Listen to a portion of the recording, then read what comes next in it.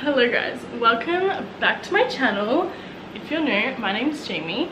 I am indeed drinking water out of a wine glass because it makes me feel fancy, okay? And also it is literally 30 degrees, so I just want to mention, if you can hear the fan, like, I'm so sorry, but there's actually nothing I can do about it. So today I am doing the first reading wrap up of the year, which is exciting. Let's just get into it. I had a pretty good reading month, so I'm excited. Okay, so the first two books that I read in January were both on my Kindle and they were both part of a series, and that was Kings of Quarantine and Kings of Lockdown by Suzanne Valenti and Caroline Peckham, I believe. My friend Ellie recommended this series to me when I saw her back when I was in England. It's so good. She knows me so well. So basically this series follows this one girl, I think her name was Tatum, and her dad sends her to this boarding school because there's this huge outbreak of a deadly virus that's kind of like sweeping the nation. So her dad ships her off to this boarding school and is like, you'll be safe here, blah blah blah. And there are these three guys who are considered like the night keepers, which is based on this old urban legend of the grounds that the school is on. And in true boarding school romance book fashion, they like run the school, everyone bows to them, they make the rules, you know. It's unrealistic, but we love it, okay? We love it. So the girl ends up really like on the radar of these guys, and they absolutely hate her for reasons that become clear. I don't know if it's a spoiler or not, so I'm not going to say it just in case, but basically these guys end up absolutely hating her and they kind of make it their mission to ruin her life. And then there is this PE teacher who's like really young and like whatever, and it's basically like a reverse harem, prep school, boarding school, forced proximity, bully romance. So, you know, I loved this and I ate the first two books up so quick. I gave them both like 4.5 stars. I really enjoyed it.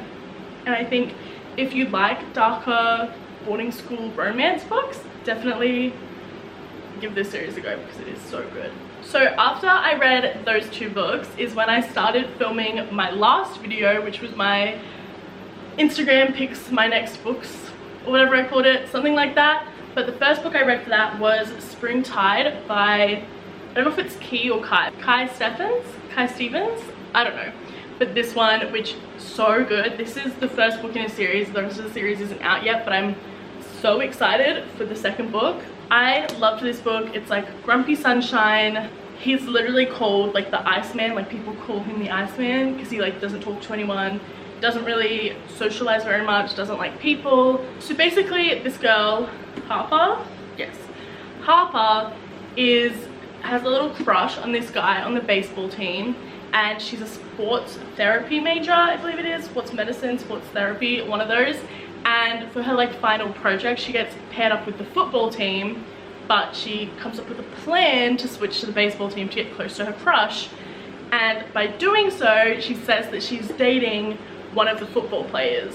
So she switches teams, whatever, but they have to keep up this facade that they're dating, and he has an injury that his coach can't know about. So he's like, fine, we'll fake date and I'll keep up the story if you help me with my injury since you're in sports medicine. I really enjoyed this book. I think it was really, really well done, and I cannot wait to read more of her work once they come out because I really enjoyed this. I gave it again like 4.5, maybe even 5 stars. I really loved it. Next book, which I also read in that same letting Instagram choose my books video, is Happenstance by Tessa Bailey.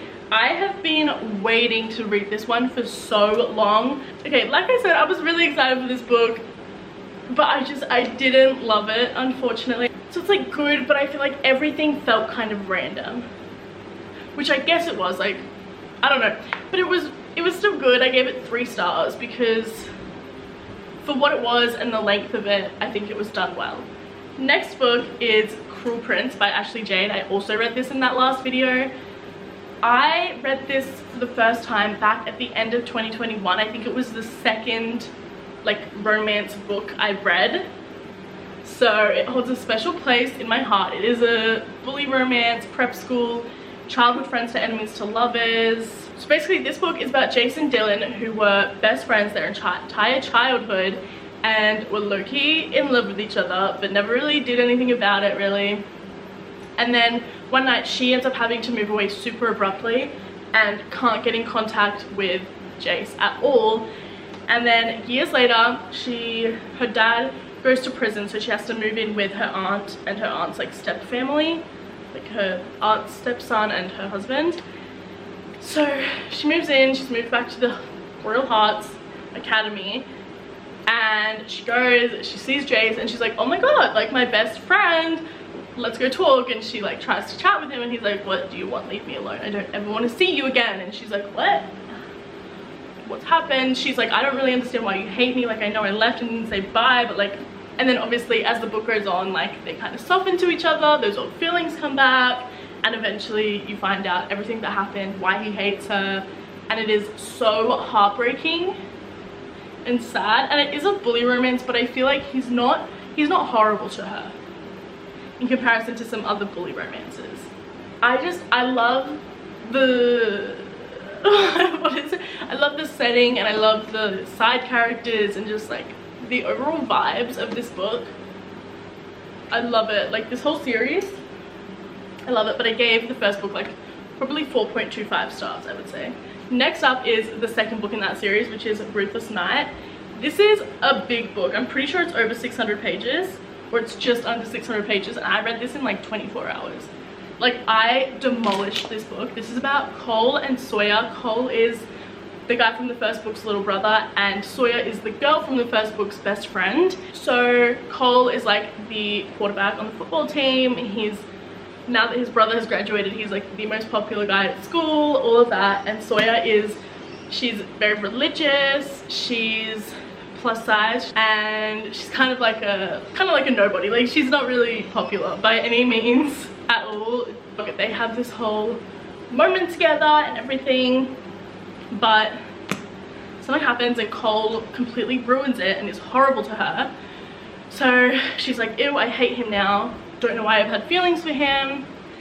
And I mean the whole book is pretty much just her being like, oh, I don't have feelings for you but I do, and him being like, oh, I'm sorry, I'm a dick all the time. And that's pretty much it. But then it's kind of fake dating, and definitely him like pining after her and like groveling, but then also he's still a dick and still manages to stuff it up multiple times. But that's this one. I really loved this one, but I didn't love it quite as much as the first one, so I'd probably give it like 4 stars, I would say. Okay, so the third book in this series is like a novella. It's super short, and this one is Bianca's, oh my god, there's 2 bookmarks in here. Anyway, this one is Bianca's story, or Bianca. I actually just saw a TikTok this morning about how Americans say Bianca and then Australians say Bianca. Bianca? I don't know, this is Bianca's story, and she is Cole and Jace's little sister. So popular, so horrible and mean to everyone, like cliche popular head cheerleader, that vibe. She ends up getting into a huge car accident, and she gets, I think it's retrograde amnesia of some sort, and can't remember anything for the past like 10 years of her life. Slowly gets bits and pieces of her memory back, but anyway, she ends up becoming a much nicer person. She's getting these flashbacks and she's like, why was I so horrible to everyone? Like I was so mean, and everyone's like, true, you were a little bit. And she meets this guy who you do meet earlier in the series, and it's very much like rivals to lovers, I guess. Not rivals, but like, I don't know, I don't really want to give it away.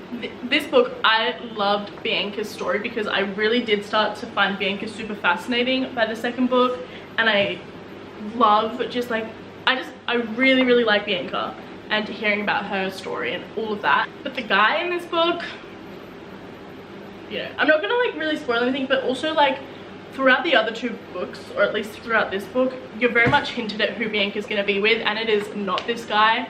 So I feel like no one really likes this guy for that reason alone, and then the fact that you meet him earlier in the series and he is not the best. And then at the end of this book, there's like, in the like second epilogue, or like the bonus epilogue, you get like a huge bomb dropped on you, kind of about what this book's about.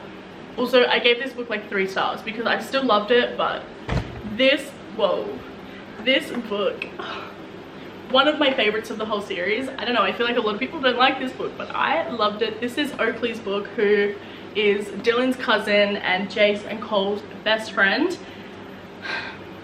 I don't want to say too much because I don't want to give away everything that happens, but he has a super troubled upbringing in life, and you hear about that in the previous books, and he goes through so much.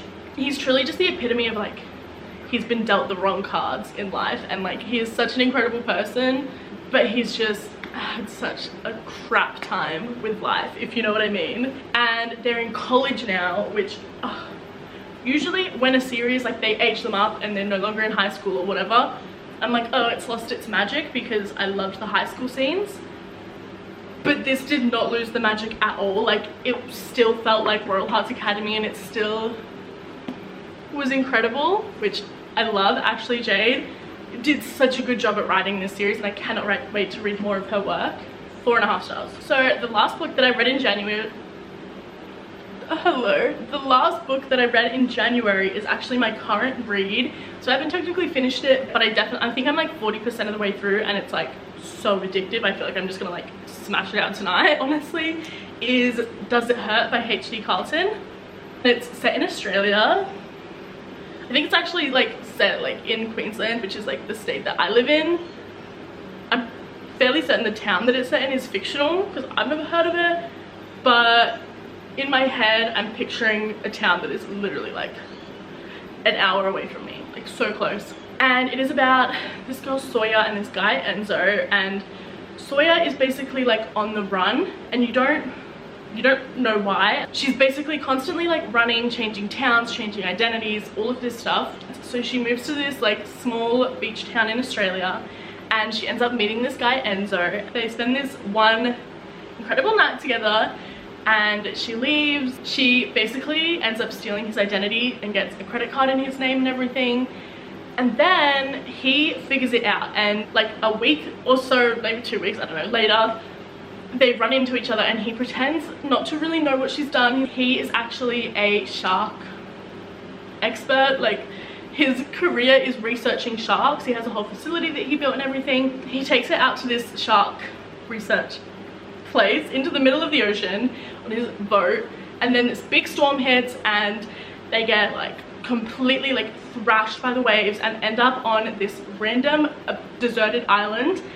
And on this island there's just one lighthouse with one person who lives in it, and there's this creepy old man. So they end up like, it's forced proximity to the mag, and they're like stuck together for who knows how long, like survival instincts, and they hate each other, like hate each other with good reason. Well, he hates her with good reason, she doesn't really hate him. And then they're like stuck on this island together with no way to contact anyone, no way to get home. I mean, that's basically where I'm at right now, so I can't really tell you what the rest happens. So far, it's literally incredible. Like I said, I'm like 30-40% through, so far it's looking like at least a 4-star read, but honestly could possibly be a 5-star read. I don't know, you guys will have to follow my bookstagram to see what I end up giving it, or my Goodreads. Okay, so those are all of the books that I read in January. Like I said, I had a pretty good reading month, and I'm really excited for next month. So got some exciting videos and like reading challenges planned, so make sure you subscribe so you don't miss those. Okay, so that is all, and I'll see you guys in my next video.